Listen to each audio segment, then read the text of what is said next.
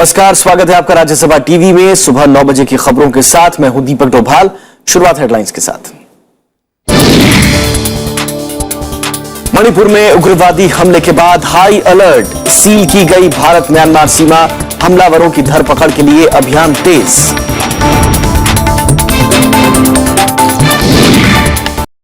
LAC परिस्थिति साफ करने की भारत की मांग से चीन का इनकार, सीमा पर आचार संहिता के मुद्दे पर भारत से करार चाहता है चीन।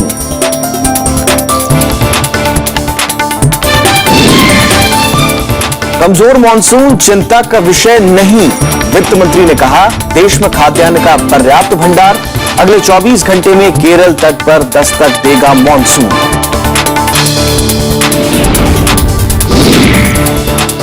विवादों में घिरी नेस्ले इंडिया का मैगी को बाजार से वापस लेने का फैसला, दूसरे ब्रांड की नूडल्स भी अब जांच के घेरे में, केंद्र सरकार को जांच नतीजों का इंतजार। और घाना में गैस स्टेशन में लगी आग, 150 से ज्यादा लोगों की मौत, विस्फोट के कारण का अब तक पता नहीं।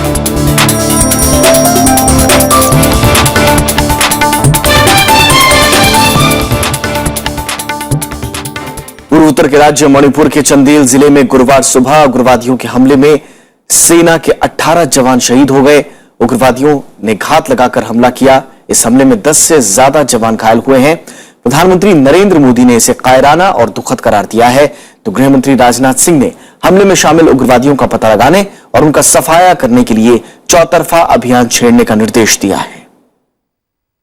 राजधानी इंफाल से 80 किलोमीटर दूर चंदेल जिले में 6 डोगरा रेजिमेंट के गश्ती दल पर यह हमला गुरुवार सुबह करीब 9 बजे हुआ।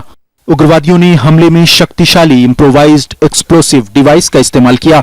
हमले के तुरंत बाद दिल्ली में उच्च स्तरीय बैठक हुई, जिसमें गृह मंत्री राजनाथ सिंह, रक्षा मंत्री मनोहर पर्रिकर और सेना प्रमुख जनरल दलबीर सिंह सुहाग के अलावा राष्ट्रीय सुरक्षा सलाहकार अजीत डोवाल भी मौजूद थे।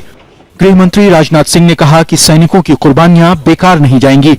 हम लोग उम्मीद करते थे कि शांति बहाल होगा, लेकिन कुछ लोग शांति नहीं लाना चाहता है, तो इस तरह का घटना हो रहा है। काफी मॉडर्न वेपन, आपका जो रॉकेट फायर हुआ है, इस तरह का बड़ी हथियार का इस्तेमाल हुआ है, तो इसलिए इसको सारा को सिचुएशन को देखना पड़ेगा। प्रधानमंत्री नरेंद्र मोदी ने मणिपुर में हुए हमले की कड़ी निंदा की है। एक बयान में उन्होंने कहा कि मणिपुर में किया गया कायराना हमला अत्यंत दुखद है।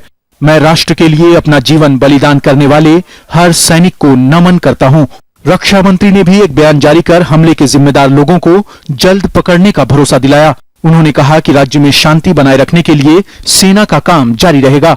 कांग्रेस अध्यक्ष सोनिया गांधी और उपाध्यक्ष राहुल गांधी समेत तमाम राजनीतिक दलों ने हमले की एक सुर में निंदा की है। आतंकवाद के खिलाफ हमारी सरकार मजबूती से लड़ रही है और आतंक को करारा जवाब दिया जा रहा है। उसमें ये बलिदान हुआ है, इनका बलिदान व्यर्थ नहीं जाएगा। आतंक के खिलाफ लड़ाई जारी रहेगी। Condemn this action that valuable lives of our jawans are lost in this, and whoever is responsible for this, I condemn this, and the government should handle this situation with all its seriousness. हमले की जिम्मेदारी फिलहाल किसी संगठन ने नहीं ली है, लेकिन सेना और प्रशासनिक अधिकारियों को इस हमले में मणिपुर के उग्रवादी संगठन पीपुल्स लिबरेशन आर्मी और कांगले यावोल कन्नालुक यानी KYKL के शामिल होने का संदेह है। इस बीच उग्रवादियों की धरपकड़ के लिए अभियान तेज कर दिया गया है।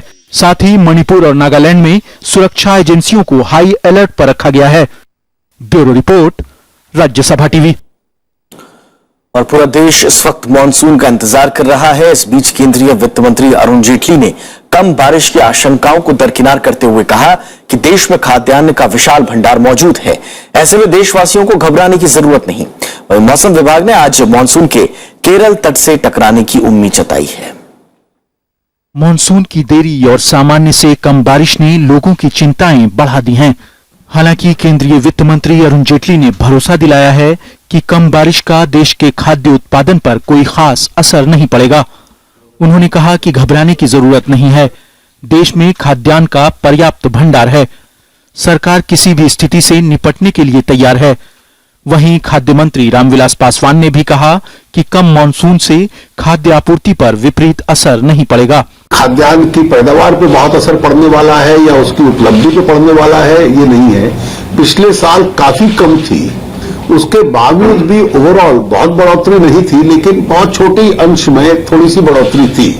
तो इस साल मैं उससे बेहतर सिचुएशन देखता हूं। मौसम विभाग के मुताबिक आज दक्षिण पश्चिम मानसून केरल तट पर दस्तक दे सकता है। ये संभावित है कि आज रात्रि तक अथवा कल तक मानसून ऑनसेट होने की संभावना है। ऐसी स्थिति में चूंकि 6 दिन केरला में ही लेट हुआ है और हमारे उत्तर प्रदेश में आने में उसको लगभग 18 से 20 दिन लग जाते हैं। लोगों की निगाहें अब आसमान में बादल को तलाश रही हैं।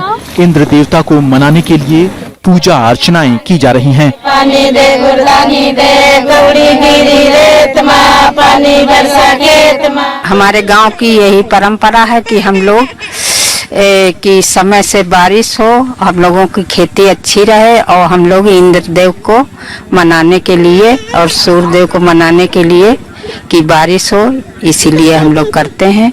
मौसम विभाग ने 30 मई को मानसून के केरल पहुंचने का अनुमान लगाया था। हालांकि इस बार मानसून को लेकर अनुमान बेहतर नहीं है।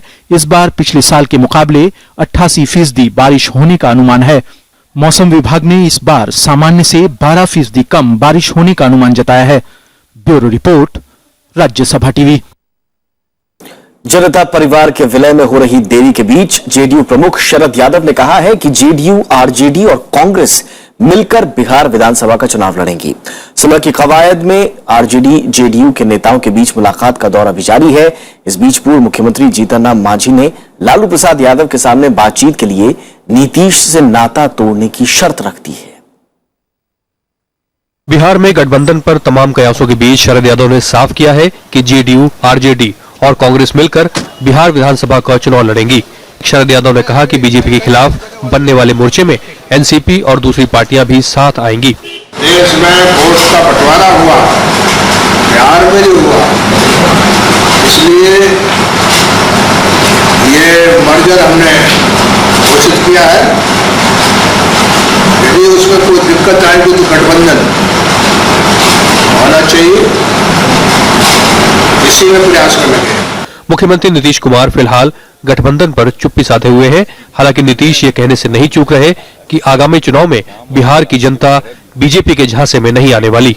दरअसल जो कुछ भी है ये राजनीतिक लाभ लेने के मकसद से एक पैकेजिंग कर रहे हैं कि फिर से बिहार के लोगों को झांसा दिया जा सके। लेकिन मैं भाजपा के नेताओं को बता देना चाहता हूं कि इस बार बिहार के लोग झांसे में नहीं आएंगे। काठ की हांडी दोबारा नहीं चढ़ती है आग पर। पूर्व जेडीयू नेता जीतन राम मांझी की बीजेपी से बढ़ती नजदीकियों के बीच आरजेडी प्रमुख लालू यादव उन्हें अपने साथ लाने के पक्ष में है। लेकिन जीतन राम मांझी ने कहा है कि पहले लालू प्रसाद यादव नीतीश से नाता तोड़े, तभी वो बातचीत को तैयार होंगे। हमको कोई पता नहीं, दोनों का स्वार्थ अलग अलग है, लेकिन जहां तक हमारी बात है हम पहले कर चुके हैं। लालू जी यदि हमसे बात करना चाहते हैं तो सबसे पहले नीतीश कुमार से समर्थन वापस लीजिए और वापस लेकर के विधानसभा में उनको गिराइए, चीफ मिनिस्टर पद से हटाइए, उसके बाद हम बात करेंगे। बिहार के आला बीजेपी नेताओं का मानना है कि आरजेडी जेडीयू के साथ आने से एनडीए गठबंधन पर कोई फर्क नहीं पड़ेगा और राज्य में बीजेपी की अगुवाई में ही सरकार बनेगी। हम लोग कह रहे हैं कि भगवान सद्बुद्धि दे कि सोनिया गांधी, लालू यादव और नीतीश कुमार मिलकर चुनाव लड़ें। इससे ज्यादा बेहतर स्थिति हमारे लिए कुछ नहीं हो सकती है, क्योंकि लोगों ने लालू यादव के 15 साल के राज को देखा, कांग्रेस को देखा है और 2.5 साल नीतीश कुमार को देखा है। इस बीच आरजेडी चुनाव के पहले मुख्यमंत्री उम्मीदवार के नाम का ऐलान नहीं करने के रुख पर कायम दिख रही है। पार्टी के वरिष्ठ नेता रघुवंश प्रसाद सिंह ने इस मसले पर जेडीयू नेता रमाई राम के बयान का समर्थन किया है। रमाई राम ने नतीजों के बाद नेता के चयन की बात कही थी। नीतीश कुमार जी के वरिष्ठ मंत्री हैं वो, तो उन्होंने जो अभी हाल में बयान दिया ठीक बयान है, मैं सहमत हूं उनसे। सीटों के बंटवारे और गठबंधन पर सहमति बनाने की दिशा में बुधवार को आरजेडी नेता भोला यादव ने नीतीश से मुलाकात की। मुख्यमंत्री उम्मीदवारी के पेच के बीच नीतीश पार्टी विधायकों और सांसदों से रायशुमारी में जुटे हैं। पार्टी के मुताबिक 17 जून तक ये प्रक्रिया जारी रहेगी। ऐसे में उम्मीद की जा रही है कि इसके बाद ही गठबंधन की रूपरेखा पर कोई फैसला हो सकता है। Bureau report, Rajya Sabha TV.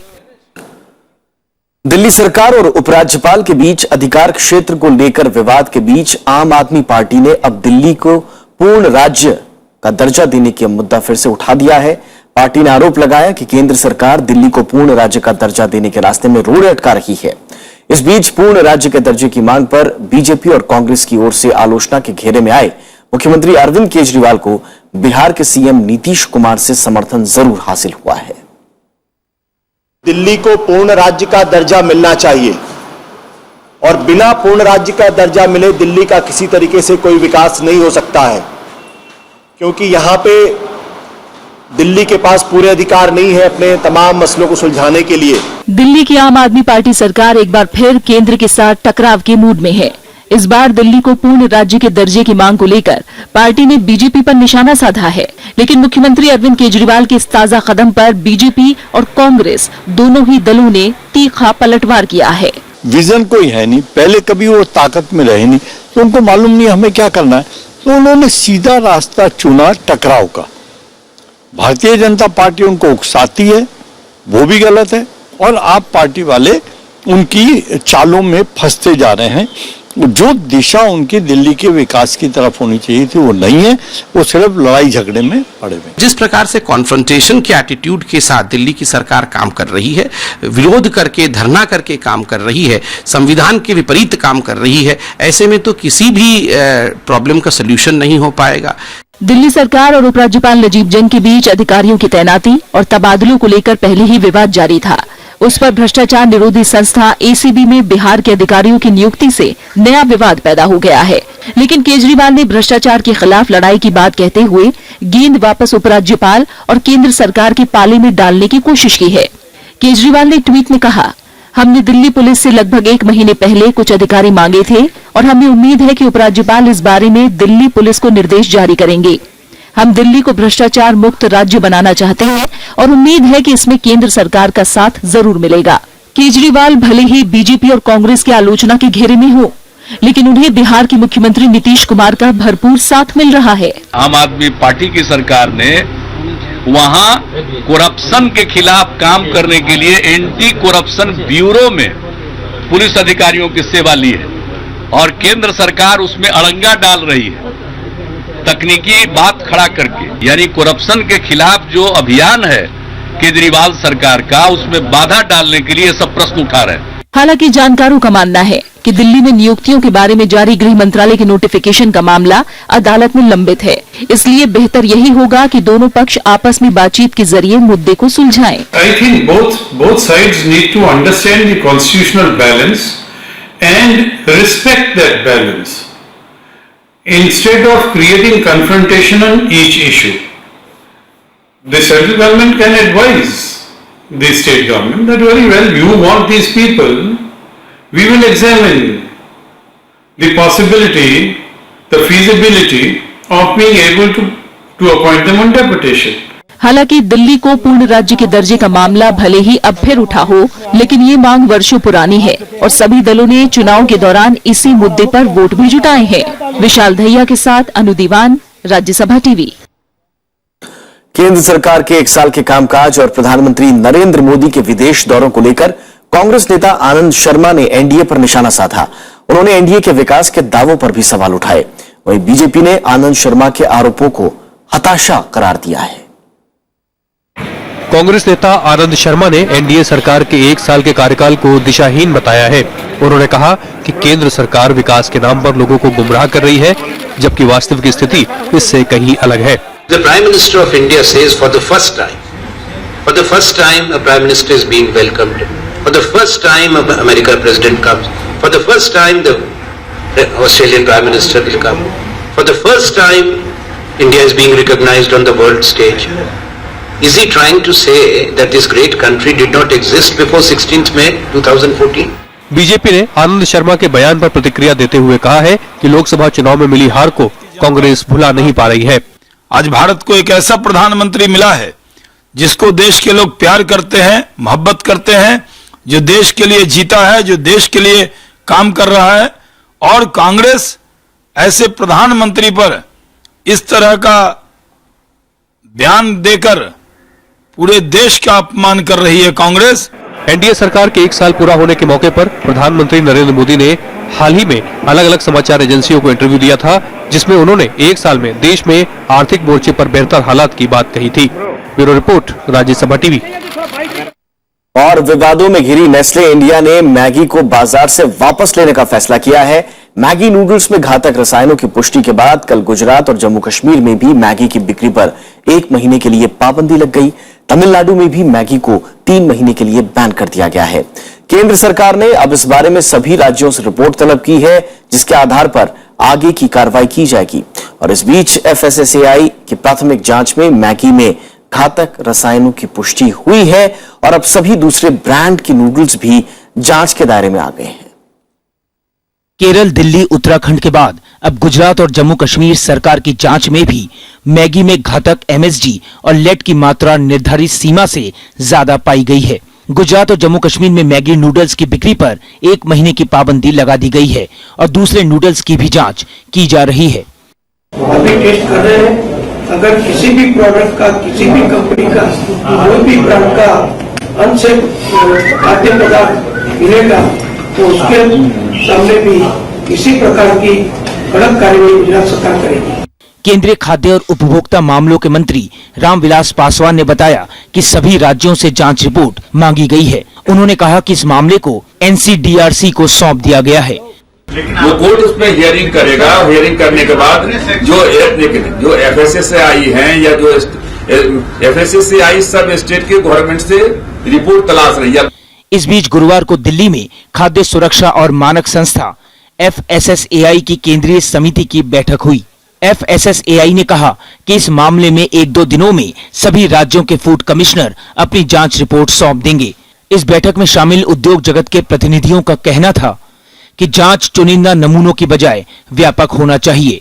2 जगह की वैलिड रिपोर्ट्स आ चुकी हैं, दिल्ली और केरला की। बाकी जो रिपोर्ट्स आई उनमें खामियां थी।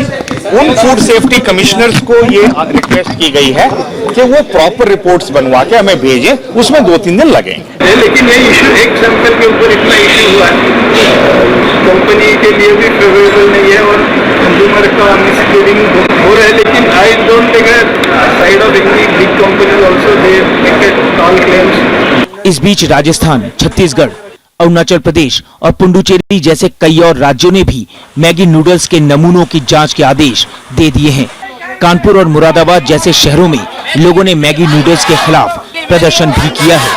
प्रणव गोस्वामी, राज्यसभा टीवी। केंद्रीय जल संसाधन मंत्री उमा भारती ने कहा है कि सरकार नदी जोड़ परियोजना के प्रति गंभीर है। इसका विरोध उचित नहीं है।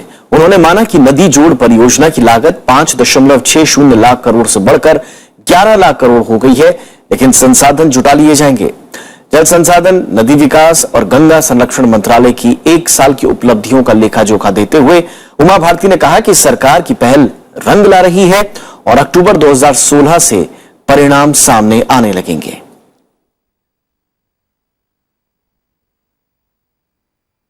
फिलहाल रुकते छोटे से ब्रेक के लिए। ब्रेक के बाद कुछ और खबरें होंगी।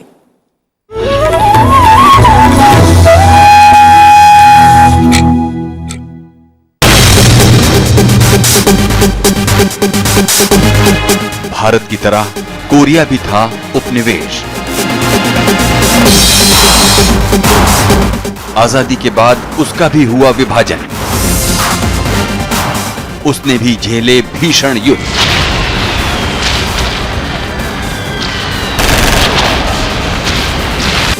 लेकिन कैसे विकसित देशों की जमात में खड़ा हो गया दक्षिण कोरिया, देखिए हमारी स्पेशल रिपोर्ट कोरिया के सबक, गुरुवार रात 10:30 बजे और शुक्रवार सुबह 10:30 बजे।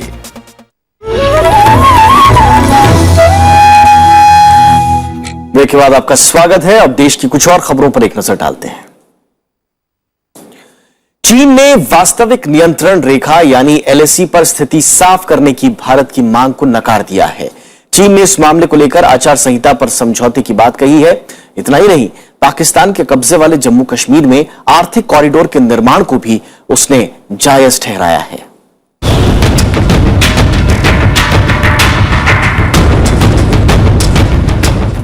चीनी विदेश मंत्रालय के एशियाई मामलों के उप महानिदेशक डी हुआंग शिलियान की तरफ से एलएसी पर विवादित बयान आया है।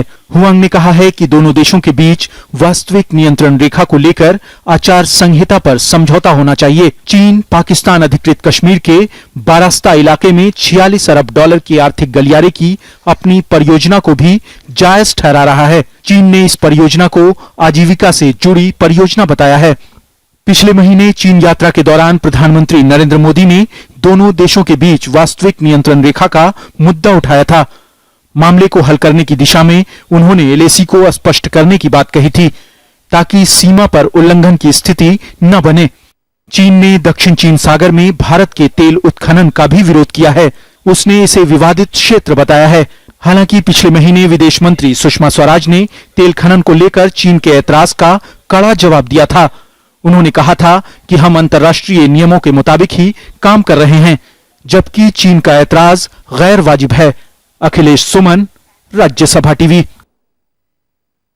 कारोबारियों की प्रतिनिधि संस्था एसोचैम ने बांग्लादेश के साथ कारोबारी रिश्ते बढ़ाने की हिमायत की है।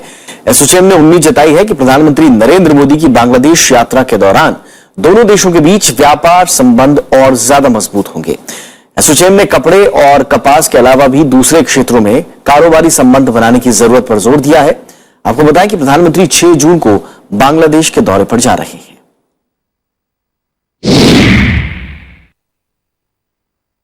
राष्ट्रपति प्रणब मुखर्जी अपनी 5 दिवसीय स्वीडन और बेलारूस की यात्रा से स्वदेश लौट आए हैं। इससे पहले बेलारूस में राष्ट्रपति ने दुनिया में बढ़ते आतंकवाद और कट्टरवाद पर गंभीर चिंता जताई। उन्होंने इससे निपटने के लिए सभी देशों के बीच बेहतर सहयोग पर जोर दिया। राष्ट्रपति ने बेलारूस और भारत के बीच व्यापार, तकनीक और रक्षा समेत कई क्षेत्रों में सहयोग बढ़ाने पर सहमति जताई है। भारत और बेलारूस के बीच 6 समझौतों पर हस्ताक्षर भी हुए। राष्ट्रपति ने उम्मीद जताई कि 2020 तक दोनों देशों के बीच व्यापार 1 अरब अमेरिकी डॉलर तक पहुंच जाएगा। वहीं स्वीडन में अपने प्रवास के दौरान राष्ट्रपति ने दोनों देशों के बीच बेहतर व्यापारिक संबंधों पर जोर दिया। घाना की राजधानी अकरा में एक गैस स्टेशन पर लगी आग में अब तक 150 लोगों की मौत हो चुकी है। गोइल फिलिंग स्टेशन में बुधवार को मूसलाधार बारिश के दौरान आग लग गई। बारिश के चलते बड़ी तादाद में लोगों ने स्टेशन पर शरण ले रखी थी। फायर ब्रिगेड के अधिकारियों के मुताबिक मरने वालों का आंकड़ा अभी और बढ़ सकता है। राहत और बचाव अभियान जारी है। घाना के राष्ट्रपति ने घटनास्थल का दौरा किया और लोगों से धैर्य बनाए रखने की अपील की। चीन के यांगजी नदी में जहाज डूबने की घटना में अब तक 77 लोगों की मौत की पुष्टि हो चुकी है। हालांकि अभी 370 लोग लापता हैं। इस बीच पीड़ितों के परिजनों का सब्र टूट गया और उन्होंने बीजिंग में हादसे के विरोध में मार्च निकाला। जहाज द ईस्टर्न स्टार में 456 यात्री सवार थे और 1 जून की रात आए तूफान के कारण यह जहाज डूब गया था। जहाज पूर्वी शहर नानजिंग से दक्षिण पश्चिमी शहर चोंगशिंग जा रहा था। जहाज में करीब 410 यात्री और चालक दल के 47 सदस्य सवार हैं। इसी साल जनवरी में यांगजी नदी में हुए एक हादसे में 22 लोग मारे गए थे। भारत की Saina Nehwal Indonesian open super series badminton tournament महिला एकल के क्वार्टर फाइनल में पहुंच गई है। गुरुवार को विश्व रैंकिंग में शीर्ष स्थान गंवाकर तीसरे स्थान पर खिसकने वाली साइना ने चीनी ताइपे की सू हाचिंग को हरा दिया। साइना ने पूरे मैच में शानदार प्रदर्शन करते हुए पहला गेम महज 14 मिनट में जीत लिया। चिंग ने हालांकि अगले गेम में साइना को चुनौती देने की कोशिश की, लेकिन साइना ने बेहतरीन खेल का मुजाहरा दिखाते हुए चिंग को टिकने का मौका नहीं दिया और महज 36 मिनट में मैच खत्म कर दिया और चिंग को 21-13, 21-15 से शिकस्त दे दी। अब क्वार्टर फाइनल में आज उनका मुकाबला पुरानी प्रतिद्वंदी शिजियान वैंग से होगा। और जबकि भारत के पारुपल्ली कश्यप भी Indonesia open super series badminton tournament पुरुष एकल के क्वार्टर फाइनल में पहुंच गए हैं। दूसरे दौर के मुकाबले में कश्यप ने दुनिया के 5वें नंबर के खिलाड़ी सोन वान हो को सीधे गेम में शिकस्त दी। कश्यप ने कोरिया के वान हो को सिर्फ 36 मिनट में ही 21-11, 21-14 से हराकर बड़ा उलटफेर किया। अब पुरुष एकल क्वार्टर फाइनल में उनका मुकाबला शीर्ष वरीयता प्राप्त चेन लांग से होगा, जबकि किदाम्बी श्रीकांत को इंडोनेशिया के गिटिंग एंथोनी के हाथों हार का सामना करना पड़ा। गिटिंग ने श्रीकांत को 14-21, 22-20 और 21-13 से मात दी। चौथी वरीयता प्राप्त श्रीकांत ने शानदार शुरुआत करने के बाद लय खो दी और टूर्नामेंट से बाहर हो गए। इधर फ्रेंच ओपन टेनिस टूर्नामेंट महिला एकल के फाइनल में सेरेना विलियम्स और लूसी साफारोवा के बीच मुकाबला होगा। पहली बार फ्रेंच ओपन के सेमीफाइनल में जगह बनाने वाली साफारोवा अब अपने करियर का पहला ग्रैंड स्लैम फाइनल मुकाबला खेलेंगी। वहीं सेरेना तीसरी बार फ्रेंच ओपन और अपना 20वां ग्रैंड स्लैम खिताब जीतने के इरादे से उतरेंगी।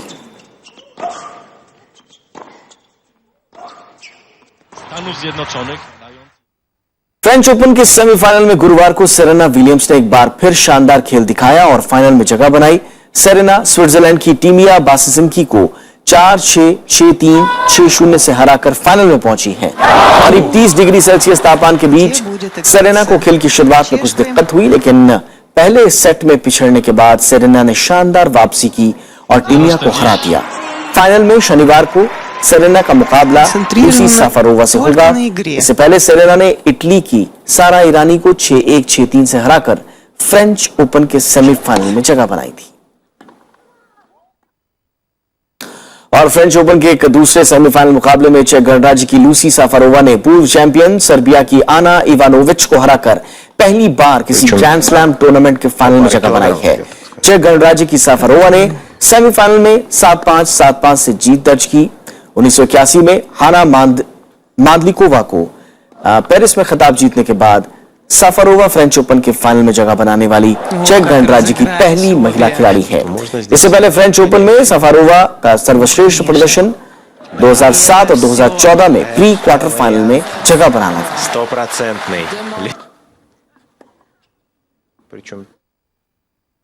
इसी के साथ इस बुलेटिन में इतना ही, लेकिन चलते चलते हेडलाइंस पर एक बार फिर से नजर।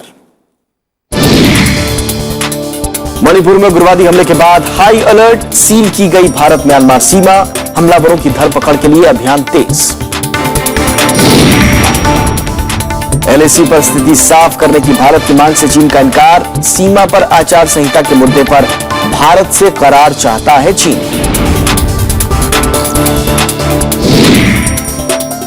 कमजोर मॉनसून चिंता का विषय नहीं, वित्त मंत्री ने कहा। देश में खाद्यान्न का पर्याप्त भंडार। अगले 24 घंटे में केरल तट पर दस्तक देगा मॉनसून। विवादों में घिरी नेस्ले इंडिया का मैगी को बाजार से वापस लेने का फैसला। दूसरे ब्रांड के नूडल्स भी अब जांच के घेरे में। केंद्र सरकार को जांच नतीजों का इंतजार। और घाना में गैस स्टेशन में लगी आग, 150 से ज्यादा लोगों की मौत। विस्फोट के कारणों का अब तक पता नहीं।